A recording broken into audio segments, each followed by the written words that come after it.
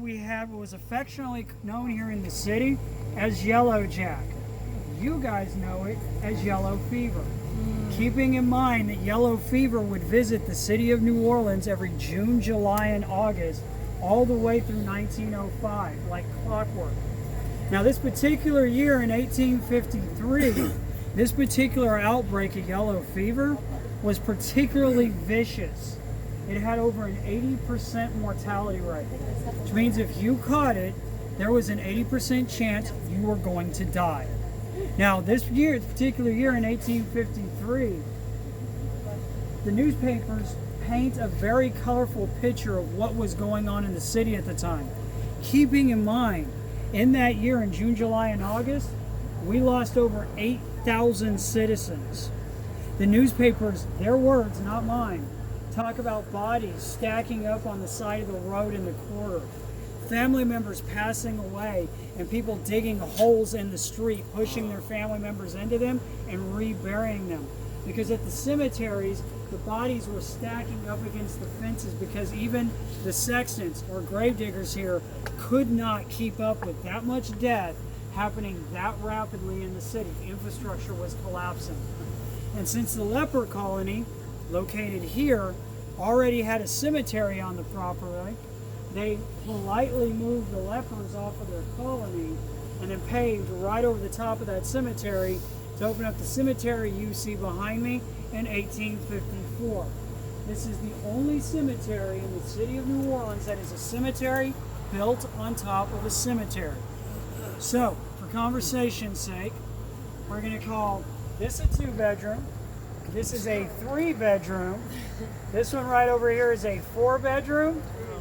And this big bad boy right here, this is a society tomb. Inside that society tomb, you're probably looking between 50 and 60 individuals interred. Wow. Inside one of these family tombs, depending on the number of funerals that family has had, you can have anywhere between 20 to 30 individuals. Now, how can we place that many people in one of these itty-bitty little buildings?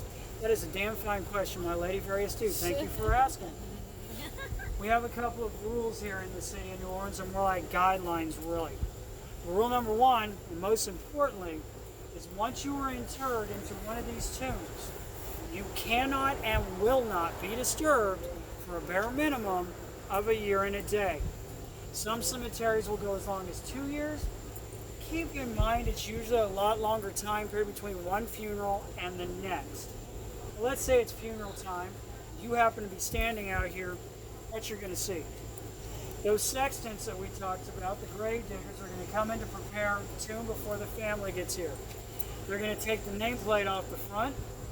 Then they're going to punch the bricks out.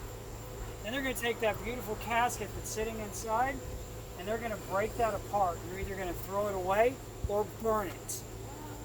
Then they're going to take the human remains that are inside, and they're going to scoop those into a biodegradable bag, known as a bone bag. Now, in the base of all of these tombs is an area called, in French, the caveau, in English, the basement. They're going to take that bone bag, they're going to slide it down into the basement with the other ancestors that have gone before, put a curtain over the hole so the family cannot see inside. Then we will have their funeral services. Coffin or casket will be lifted up, slid through that curtain onto the shelf. As soon as the family is left, they will re-brick up the front of the tomb, nameplate back on the front, and that whole process starts all over again. That's how we do that. Now, these are called the